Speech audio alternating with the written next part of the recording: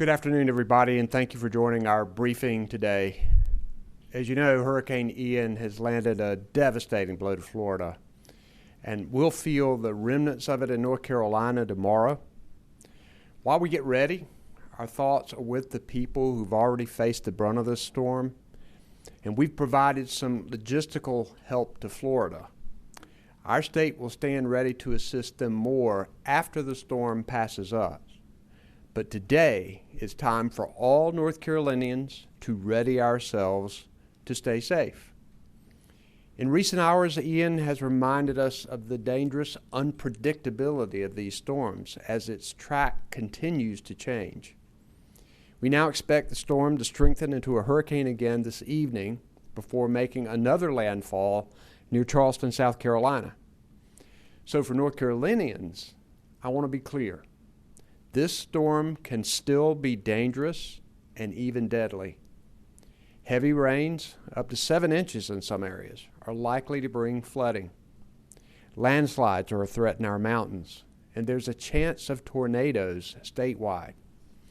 Coastal flooding, heavy rain, and gusty winds are likely as this storm passes through. And remember, it was only 13 months ago that Tropical Storm Fred brought destruction and death to our mountains in western North Carolina. That storm killed 6 people and damaged 125 homes, along with more than 200 roads and bridges.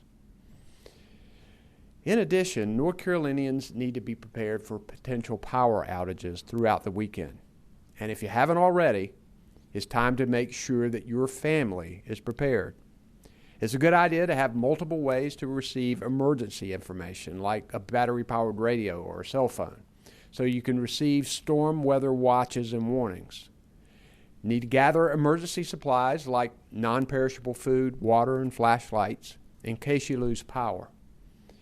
If you already have an emergency kit, now it's a good time to check for the batteries and refresh your supplies. If you don't have an emergency kit, the readync.gov, that's readync.gov website, will tell you how to assemble it. Also, it's good to plan to have a place to go if you have to leave your home. Most important, don't drive through water on the roads. Many people have died in past storms when their vehicles were caught in floodwaters. We're seeing people right now being rescued from cars in Florida. Don't take the chance. If a road is flooded, turn around, find a different route. If you can't see the pavement beneath the water, then there's likely a problem. Yesterday, I declared a state of emergency to help us prepare and respond to this storm. This activates the state's emergency operation plan. It eases rules to help with the transport of fuel and critical supplies, including crops and livestock. And it protects consumers from price gouging. It also allows us to seek federal assistance and reimbursement if that becomes necessary. I've also activated 80 members of the North Carolina National Guard to help with storm response. Some of these men and women will be equipped with high-clearance vehicles to move people and resources safely in flooded areas. Our State Emergency Operations Center, where we are now, has been activated and staffed with people across state government, nonprofits, and the private sector, making sure that we have the resources to help our communities if they need it. Today we have with us Emergency Management Director Will Ray, Public Safety Secretary Eddie Buffalo, Transportation Secretary Eric Boyette, Colonel Freddie Johnson, the commander of the North Carolina State Highway Patrol, and Major General Todd Hunt, the Adjutant General of the North Carolina National Guard. Our sign language interpreters are Nicole Fox and Monica McKee, and behind the scenes, Jackie Mativier and Erica Kugler are our Spanish language interpreters. I'll now turn it over to Director Ray.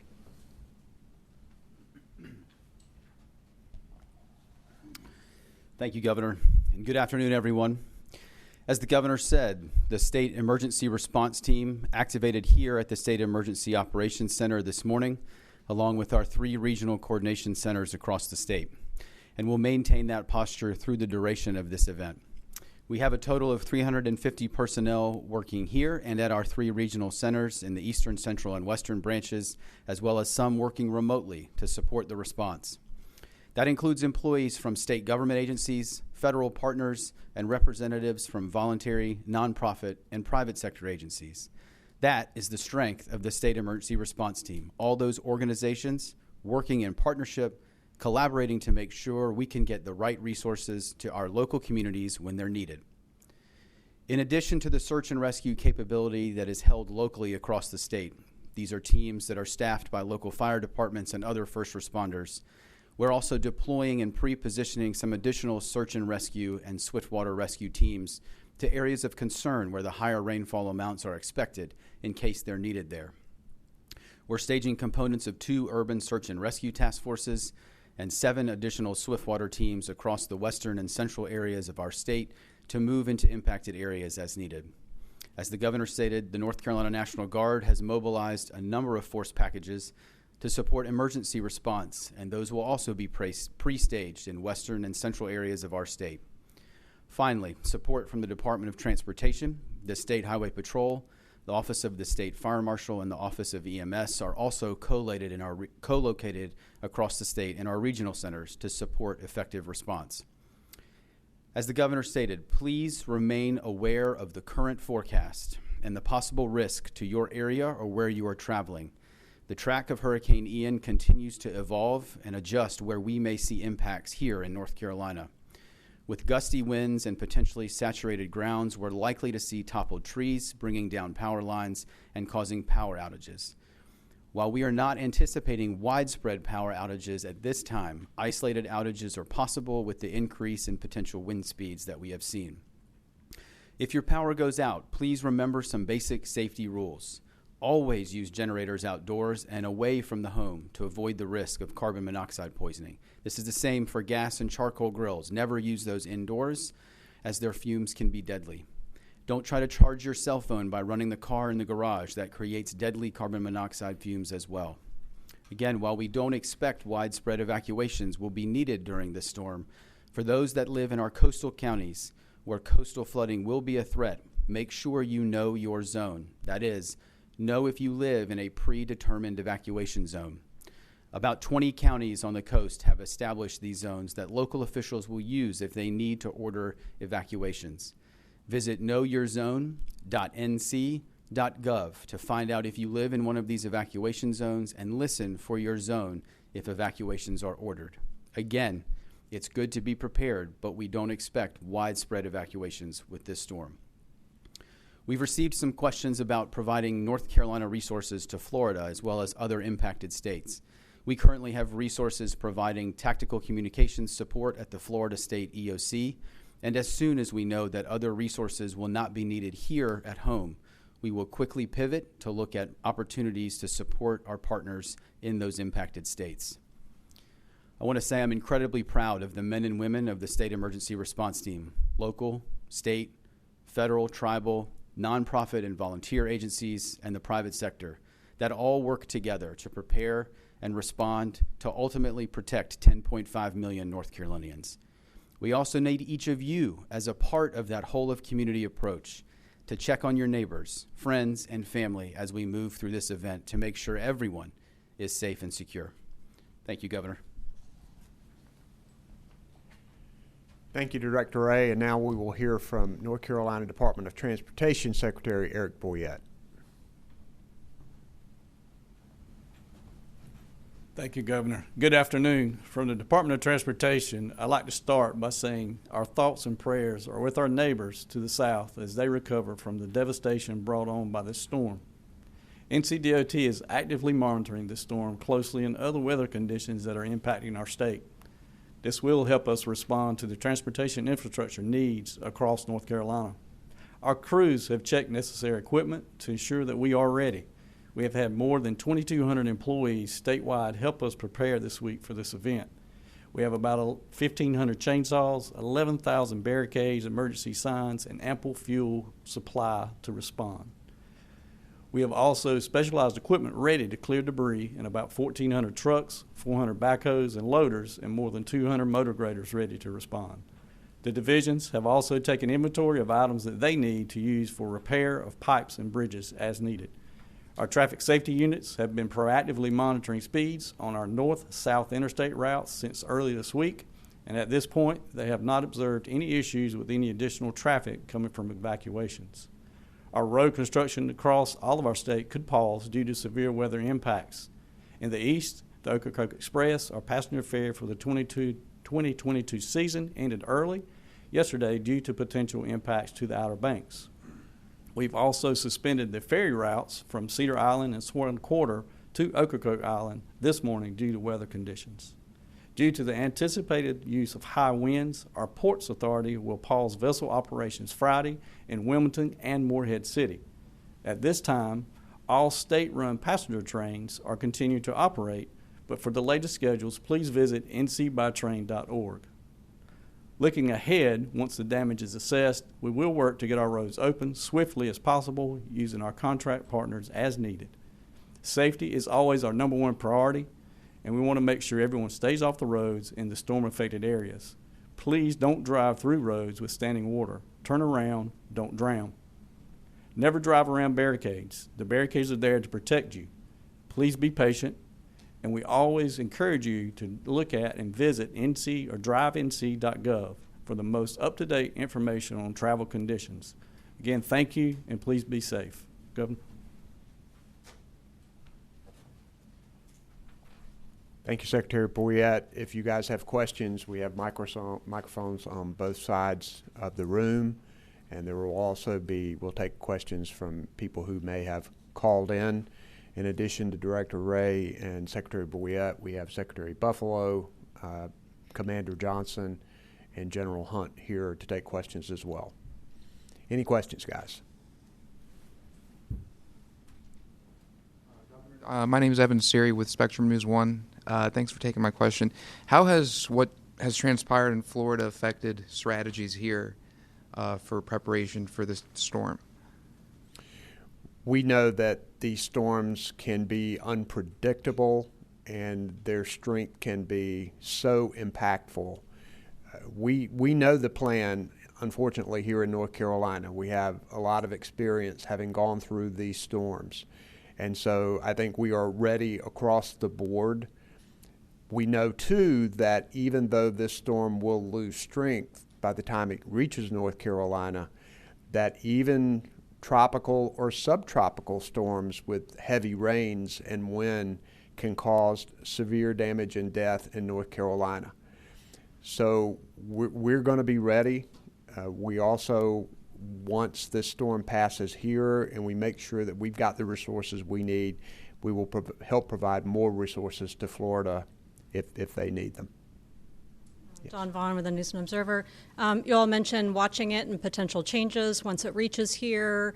What kind of plans are in place for potential emergency shelters if it doesn't track exactly where everyone thinks it's going, and other response? Yeah, there's at least one county that's talking about putting together an emergency shelter, but I'll let Director Ray address that specifically. So thank you for that question, Dawn. I think, as you said, and as we've talked about, we are going to see probably some continued shifts and evolution of where this storm will actually make landfall in South Carolina tomorrow. I think making sure that this team is here, that we are all working together, closely monitoring it, is going to allow us to quickly pivot and adjust and see if that storm does enter South Carolina in a more northern area that impacts in our southeastern part of the state a different way, or central part of the state a different way, to be able to have those partners here ready to move those resources around, particularly as it relates to immediate emergency sheltering, I think is going to be critical. We've had a lot of discussion over the course of this week. It has ramped up today with our local partners, with our local emergency management officials, on what they're looking at from both a need and staffing standpoint to be able to support emergency sheltering. Again, we have one county that has kind of proactively leaned forward and is looking at potentially opening one tonight.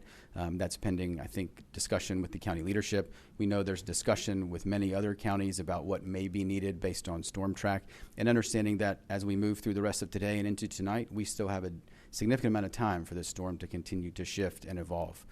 So again, I think to me this reinforces why we need to have this forward lean, why the State Emergency Operations Center needed to be activated proactively today to make sure that we have those partners in this building and in our regional centers so that as we see what the impact will be on the ground, we can quickly move the right resource around.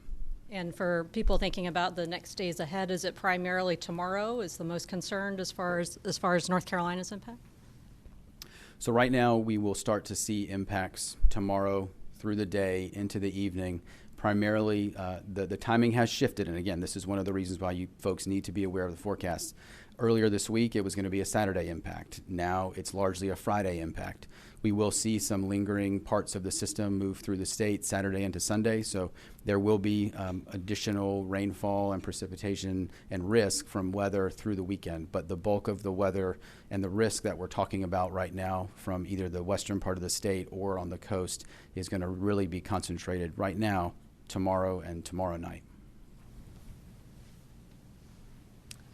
I just wanted to clarify regarding the pre-positioning the crews. It sounded like they're primarily in the western and central parts of the state. Is anything going on in the eastern part of the state, or are you all just not expecting the eastern part to be as heavily impacted as the central and western parts? So I think a couple of things. I think great question. A couple of things. One, there are a significant amount of search and rescue and swiftwater rescue capabilities that we have across our counties, across North Carolina, especially in the eastern part of the state. One of the reasons we picked the task forces that we did to move to western North Carolina was to leave some of the capability organic to those areas in eastern North Carolina. Additionally, not knowing exactly where the storm will track into North Carolina and what those impacts may be, having the team stationed in central North Carolina along the major throughways are going to allow us to move them either direction. If we see the major risk or threat occurring because of landslides and flash flooding in the mountains, we already have some pre-positioned there, but to be able to move some that are staged in the Triad area that direction would be one possibility, or the other direction to the east. Again, that's going to be determined based on final track into the state, what impact we're seeing, as well as what the local jurisdictions identify are their gaps or needs. Because again, we have some incredible local public safety agencies in the state that do incredible work every day and have done a really great job at building capacity, especially around search and rescue and swiftwater. Do we have any questions on the phone?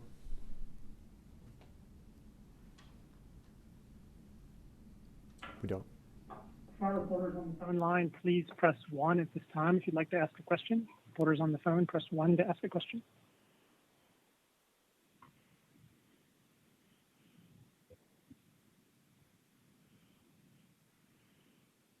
Don't see any hands at this time, Governor. Okay. Thank you very much for joining us today. Everybody stay safe out there.